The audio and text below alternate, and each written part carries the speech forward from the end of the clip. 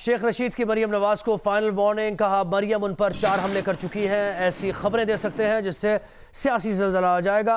हल्फिया कहते हैं कि 1 साल 10 माह की खामोशी की वजह इस्लामी दोस्तों से मिलकर बागेन करना था। वज़ीर आज़म ने नवाज शरीफ का खिताब नशर करने की इजाज़त देकर गलती की।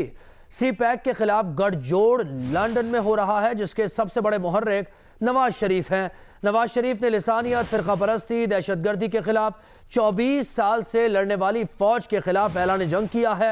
अब बयानिए का नहीं, अदालतों में सफाई देने का वक्त है।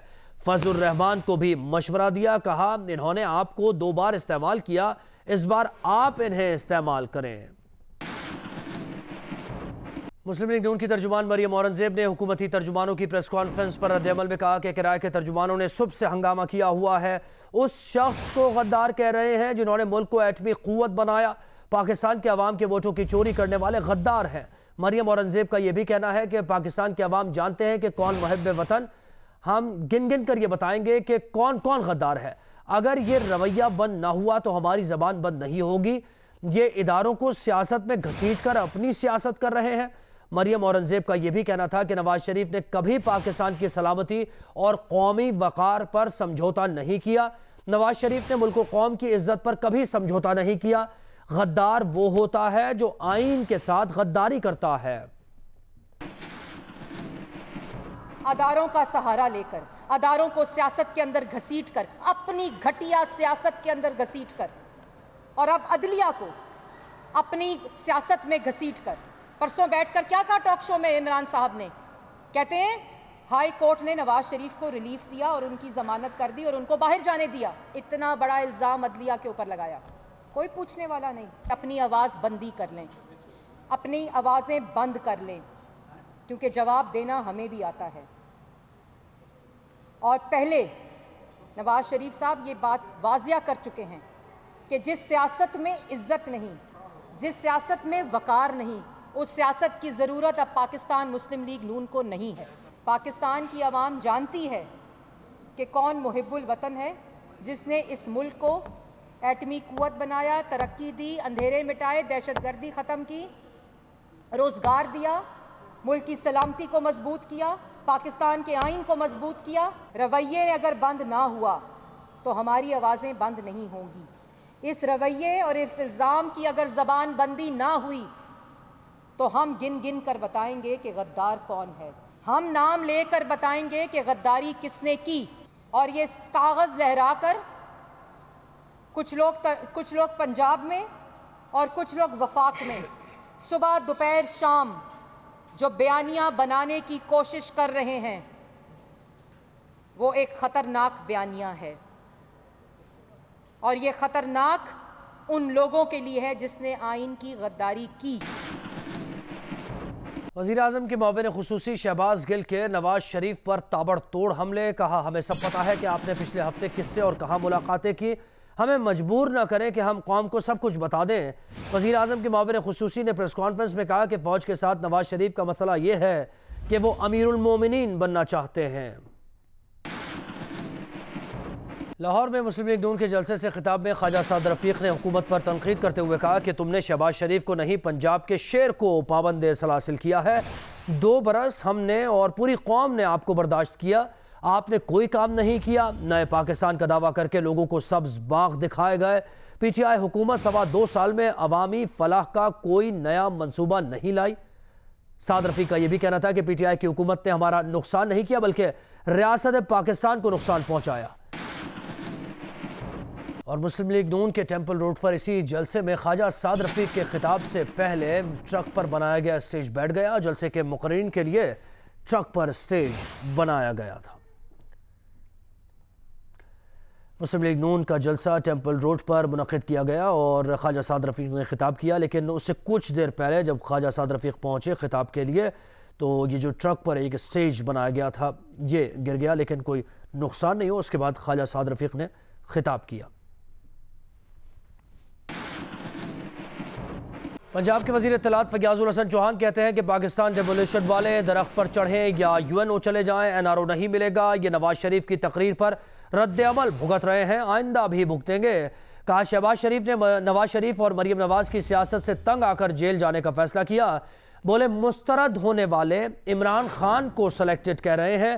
फैफन की रिपोर्ट मौजूद है कि धांधली से मुताल्लिक 2013 के इलेक्शंस में 410 पिटीशंस, 2018 इलेक्शन में 95 पिटीशंस दाखिल हुई।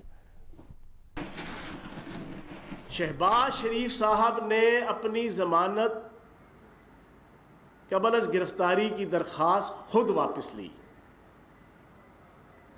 ये उनके ऑर्डर के अंदर मौजूद है। ये बातें अभी सारी दुनिया को नहीं पता। क्यों वापस ली?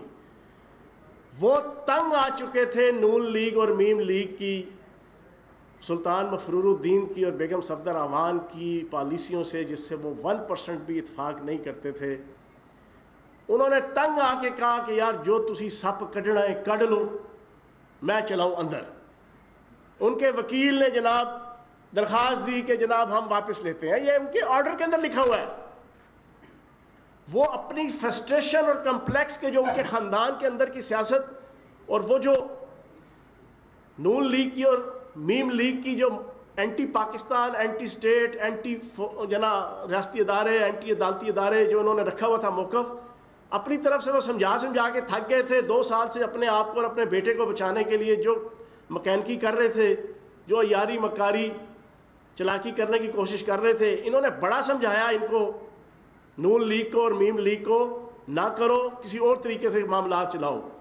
जब इन्होंने देखा कि नहीं, इन्होंने कसम खा ली है सुल्तान मफरूरुद्दीन ने और बेगम सफदर अवान साहिबा ने, उनका चलो फिर जो तुसी सब कटना कटो, मैं चलना अंदर। वफाकी वज़ीर इत्तलात शिबली फराज कहते हैं कि नवाज शरीफ के नज़रियात मौसमों की तरह बदलते रहते हैं। इक़्तिदार से बाहर हों तो नवाज शरीफ इनकलाबी बन जाते हैं, इक़्तिदार में हों तो नवाज शरीफ से बड़ा आमिर कोई नहीं होता। शिबली फराज का यह भी कहना है कि नवाज शरीफ इक़्तिदार की महरूमी का बदला पाकिस्तान से ना लें। 2 सवाल वही हैं, असासे कैसे बनाए, पैसे मुल्क से बाहर कैसे भेजे।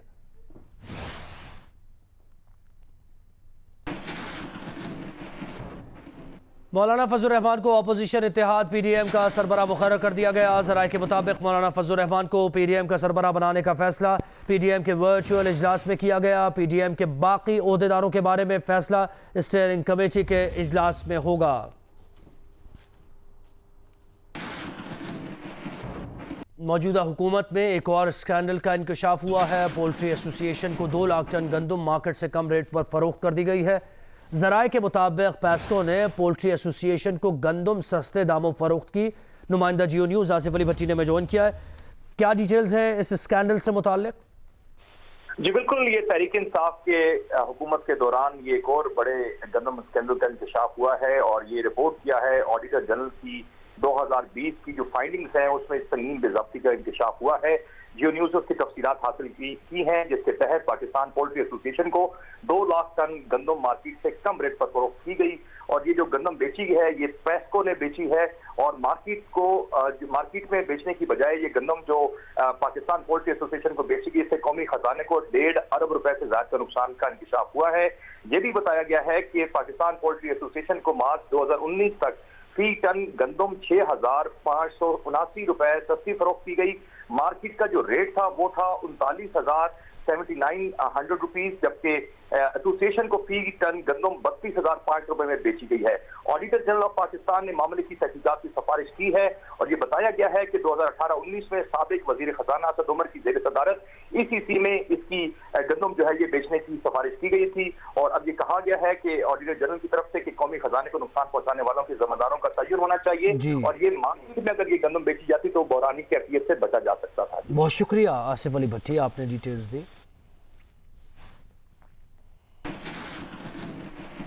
और कराची से खबर यह कि गुज़श्ता साल आइस की बरामदगी के 12 मुकदमा दर्ज किए गए। दस्तावेज़ात के मुताबिक मुकदमात में 2 खवातीन समेत 15 मुलज़मान को गिरफ्तार किया गया। इन मुलज़मान से 1400 ग्राम आइस बरामद की गई। इस साल अब तक 13 मुकदमात दर्ज किए जा चुके हैं। नुमाइंदा जियो न्यूज़ तला हाशमी ने ज्वाइन किया। तला, कहिएगा कितने मुलज़मान को सजाएं हुई, क्या कार्रवाई की जा रही है? देखिए, तो सबसे आम बात यह है कि ज़राए बताते हैं कि बच्चों और नौजवान तबके को तबाह करने वाली इस मनशियात के खिलाफ पुलिस बेबस है, क्योंकि आइस के खिलाफ पुलिस कानूनी तौर पर कुछ नहीं कर सकती। कानून ना होने की वजह से जो गिरफ्तार मुल्ज़मान है वो बआसानी रिहा हो जाते हैं, और इसकी वजह जो है वो आइस के खिलाफ बाकायदा कानून साजी ना होना है, और उसके जो लेबॉर्ट्री टेस्ट है वो महंगे होना है। जी न्यूज़ ने आइस से सबसे ज्यादा जो मुतासर डिस्ट्रिक्ट है साउथ, उसका डेटा हासिल किया, और उसके मुताबिक जो 12 मुकदमा दर्ज किए गए थे गुज़िश्ता साल, उसमें 2 खवातीन समेत 15 मुल्ज़मान गिरफ्तार हुए थे, उनसे 1400 ग्राम आइस बरामद हुई थी।